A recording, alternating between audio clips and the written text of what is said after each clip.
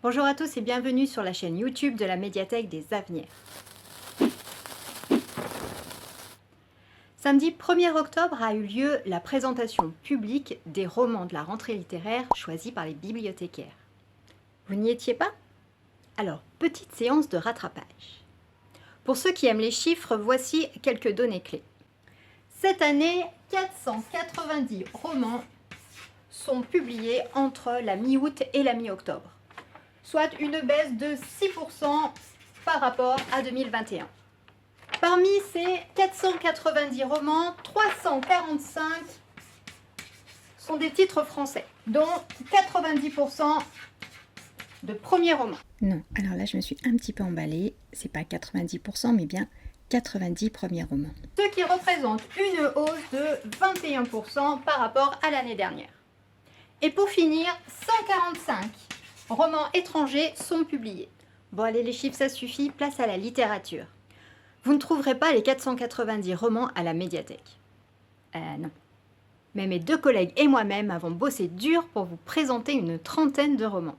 Allez, dans cette vidéo, je propose de vous parler de 5 romans qui m'ont particulièrement marqué.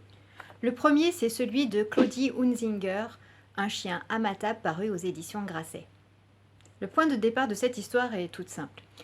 Un couple de lettrés vieillissants vit dans une maison en lisière de bois, donc une maison isolée qu'ils ont retapée il y a quelques années. Elle écrit des romans, ce qui l'amène régulièrement à rompre son isolement pour en faire la promotion. Elle adore par-dessus tout se promener dans la nature. Lui, c'est plutôt un rat de bibliothèque qui a pris l'habitude de dormir le jour et de lire la nuit. Ils ont en commun l'amour de la littérature, leur goût pour l'isolement et l'absolue certitude qu'ils vivent dans un monde en pleine déliquescence.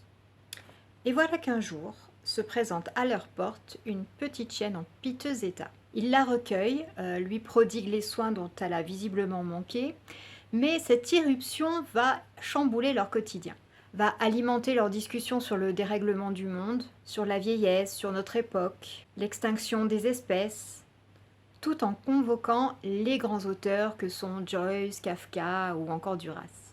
C'est un livre d'une grande liberté où se côtoie une forme de poésie, d'amour, d'insoumission qui amène le lecteur à repenser son rapport au monde et à la nature.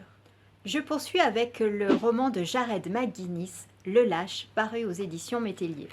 Le narrateur de cette histoire se réveille à l'hôpital où on lui explique qu'il a été victime d'un accident de voiture, qu'il a perdu l'usage de ses jambes, que sa petite amie est décédée dans l'accident et que comme il n'a pas d'assurance, eh bien très vite il va devoir quitter l'hôpital. Il n'a donc pas d'autre choix que d'appeler la seule personne qu'il connaisse, même s'ils ne se sont pas vus depuis 10 ans, son père. Mais revenir chez papa quand on a 26 ans, qu'on est devenu paraplégique, qu'on est parti il y a 10 ans en claquant la porte, ce n'est pas chose facile. Et pourtant ce roman est lumineux. De chapitre en chapitre, le lecteur va découvrir comment ces deux hommes vont peu à peu réapprendre à se connaître, revenir sur les blessures du passé et tenter un nouveau départ. C'est un roman touchant et plein d'humour. Je poursuis avec le roman Vivre vite de Brigitte Giraud, paru aux éditions Flammarion. Alors qu'elle doit quitter sa maison pour cause d'expropriation, Brigitte Giraud revient 20 ans en arrière, à l'époque où l'achat de cette maison a coïncidé avec la mort accidentelle de son mari.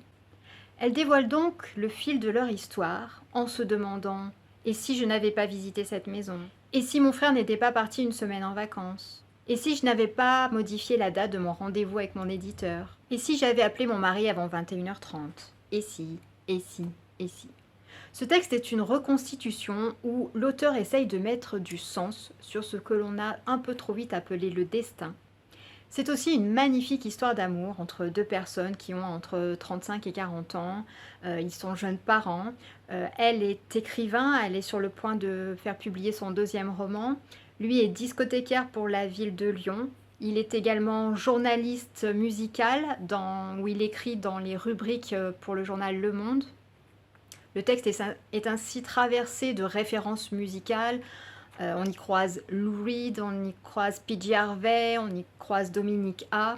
C'est aussi un texte témoin d'une époque. On est dans les années 90, à l'époque où on s'appelait encore sur un téléphone fixe. où parfois on attendait 21h30 pour payer un petit peu moins cher, où on écoutait la musique sur CD, et où l'euro allait bientôt remplacer le franc. J'ai été enthousiasmée par ce texte. Tous ces micro-événements m'ont parlé, m'ont touchée. C'est un texte qui parlera à tous, j'en suis sûre, et je vous le recommande chaudement. Je vous recommande ensuite L'île haute de Valentine Gobi, paru aux éditions Actes Sud. Par un froid mois de janvier, Vadim Pavlovitch, 12 ans, prend le train, quitte Paris pour la petite commune de Valorcine en Haute-Savoie. Accueilli par sa nouvelle famille, c'est un observateur discret de ce nouveau quotidien qui s'offre à lui. Celui qui s'appelle désormais Vincent Dorcel veut se fondre dans le décor. Vivre comme un vrai Valorcin au rythme des saisons. C'est un roman extrêmement sensoriel, introspectif, d'une douceur infinie, pour nous raconter le parcours de ce jeune garçon, son adaptation à sa nouvelle vie dans ce village d'adoption, alors qu'une part de mystère subsiste longtemps sur les raisons de sa venue dans ce village. Et si avec ça je ne vous ai pas encore convaincu de le lire, laissez-vous au moins tenter par la magnifique écriture de Valentine Gobi. Allez, on passe à ma dernière recommandation. Il s'agit du roman de Sarounet, Où es-tu, monde admirable, paru aux éditions de l'Olivier. Où es-tu, monde admirable? C'est la question que se posent deux amies d'enfance, Alice et Aileen. Toutes les deux à l'aube de la trentaine, l'une écrit des romans qui rencontrent un certain succès et s'est retirée à la campagne. L'autre est critique dans une revue littéraire et vit à Dublin. Pour ne pas perdre le lien fort qui les unit, elles échangent des emails drôles et incisifs sur leur quotidien, leur quête du grand amour, le sexe, l'héritage social, les inégalités ou encore la réussite. On retrouve dans ce roman les éléments qui ont fait le succès de Normal People, son précédent roman. Certains trouveront que les héroïnes sont un peu nombrilistes, que leurs états d'âme sont un peu surjoués. Moi, je trouve que ces héroïnes savent mettre des mots dans une société où tout va très vite et cherchent à mettre du sens là où parfois il n'y en a plus. J'ai trouvé aussi que ce roman était bien plus positif et lumineux que son précédent, Normal People. Et bien voilà, n'hésitez pas à me dire en commentaire là où vous en êtes vous de vos lectures, de vos découvertes, si vous avez eu aussi peut-être des déceptions. Retrouvez aussi dans la bibliographie de la rentrée littéraire de la médiathèque les autres titres sélectionnés par les bibliothécaires. Tous ces romans, vous pouvez les réserver sur notre catalogue en ligne à l'adresse acv.bibenligne.fr et je vous dis à très bientôt pour une prochaine vidéo. Bye bye!